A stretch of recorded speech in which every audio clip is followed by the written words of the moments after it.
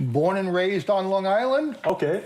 Been working in Manhattan since 1987. I'm an architect, I'm an architectural consultant, I'm a troubleshooter. Welcome back to our channel. Today, we're going on another deep dive into the chilling world of true crime. In part 2 of our series on the Long Island serial killer, we'll unravel the story of Rex Heuermann, a man who lived a double life, an architect by day and allegedly a serial killer by night. This is the story of the Long Island serial killer suspect, his arrest, the evidence that brought him down, and where he is today. Who is Rex Heuermann? Rex Heuermann was born and raised in Massapequa Park, Long Island.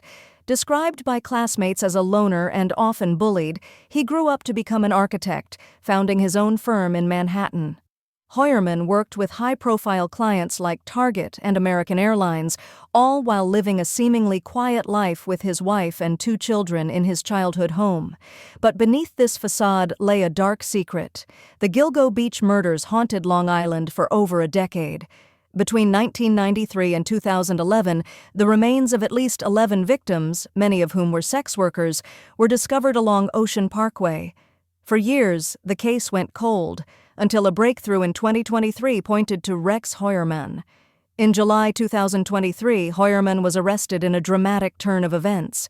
Investigators had linked him to the murders of 7 women, including the infamous Gilgo 4. The arrest shocked the quiet suburban community of Massapequa Park, Long Island. His neighbors described him as just a regular guy. How could he possibly be the Long Island serial killer? But the evidence told a different story. The case against Heuermann is built on a mountain of evidence. According to the police, Rex Heuermann's name was first mentioned as a suspect in the Gilgo Beach murders on March 14, 2022, and the police used around 300 subpoenas, search warrants, and other legal means to gather evidence against him. One of the leads that the police followed was the report made by Amber Costello's friend, Danny Schaller, when he was interviewed about her disappearance. According to him, the man who picked up Amber that night was the same client who had come to their house the night before, and Schaller stated that the client looked like an ogre. He was a large white male, approximately 6 feet 4 inches to 6 feet 6 inches in height, in his mid-40s, with dark bushy hair and big oval-style 1970s type eyeglasses. A description that Heuermann matches. Schaller also reported seeing a first-generation Chevrolet Avalanche driving by their street after Amber was picked up by her client, the same client that she went to meet the night she disappeared.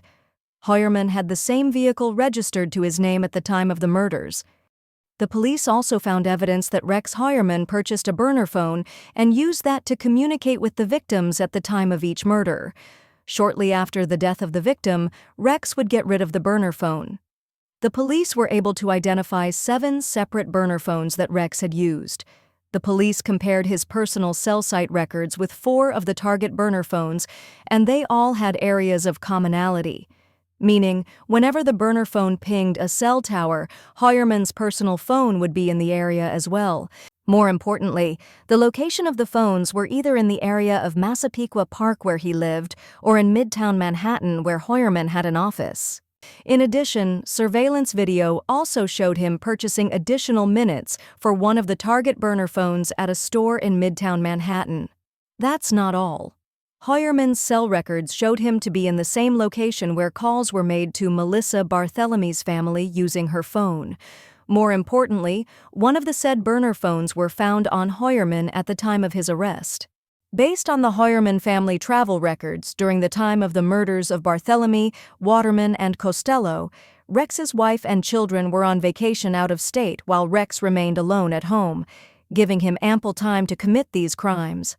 Another piece of evidence that ties Heuermann to the crimes was records of his Google search over a 14-month period, over 200 searches pertaining to the Gilgo murders investigation, including, why could law enforcement not trace the calls made by the Long Island serial killer, unsolved serial killer cases, inside the Long Island serial killer and Gilgo Beach? Heuermann also searched the names of Maureen Brainerd Barnes, Melissa Barthelemy, and Megan Waterman.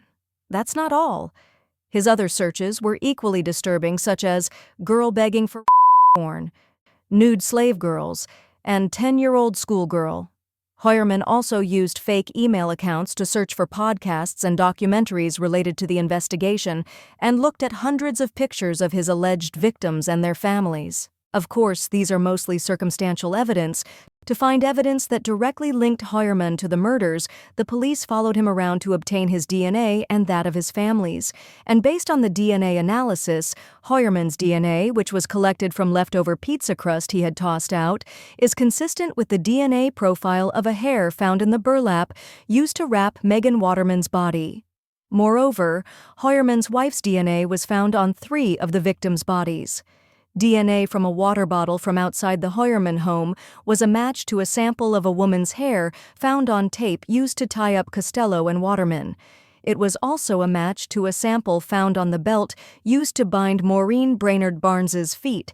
Because Heuermann's wife was out of town at the time of these murders, the police don't suspect her of any crime. They believe that her hair might have transferred via her husband's clothes or any items Heuermann might have taken from their shared home. After his arrest, the police started digging for more evidence in Heuermann's house and office, as well as his properties in South Carolina and Las Vegas. They found hundreds of guns in the basement and a first-generation Chevrolet Avalanche in his South Carolina property. They also discovered a Microsoft Word document on a hard drive recovered from his basement.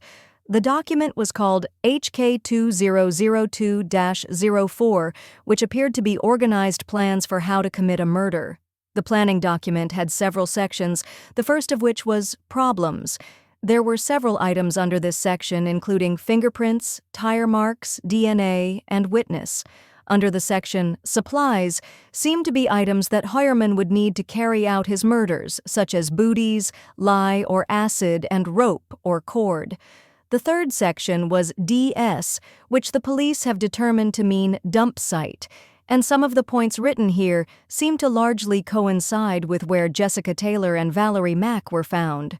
The next section was TRG, which appears to refer to target or victim. One entry in this section was small is good, which supports the fact that the known victims were on the petite side. The next section was pre-prep, which authorities believe to mean as a checklist of all the actions Heuermann had to take before committing the crime. For example, engaging target 1. Another section was prep, which is believed to cover the steps taken closer to the time the murder happened. Under the section post-event are tasks that Heuermann planned out after the murder in order to avoid being discovered. Heuermann also had sections entitled Recon Reports and Takedown/Pickup. The latter section included reminders such as, Remember don't charge gas. The body prep section includes a note to remove head and hands, which is in line with how Jessica's and Valerie's remains were found. It also includes remove ID marks, which is similar to the killer's attempt to destroy the tattoo on Jessica's skin.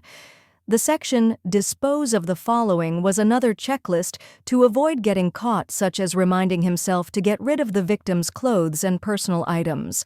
In a Things to Remember section, Heuermann seems to have written notes about what he needed to consider for next time. And last but not the least, the section Notes were notes Heuermann had written down from the book Mindhunter by John Douglas, which profiles serial killers. In addition, police also discovered a significant collection of violent, bondage, and torture pornography dating back to 1994, some of which notably and largely coincide with how the remains of 2 of the victims were discovered. Today, Rex Heuermann remains in custody, awaiting trial. He has pleaded not guilty to all charges. His case has sparked widespread media attention, including a Netflix docuseries that delves into the lives of the victims and the investigation that led to his arrest. As the trial approaches, the world watches, hoping for justice for the victims and their families. The story of Rex Heuermann is a chilling reminder that evil can hide in plain sight. As we await the outcome of his trial, we honor the lives lost and the relentless pursuit of justice that brought this case to light. Don't forget to share your thoughts about this case in the comments below.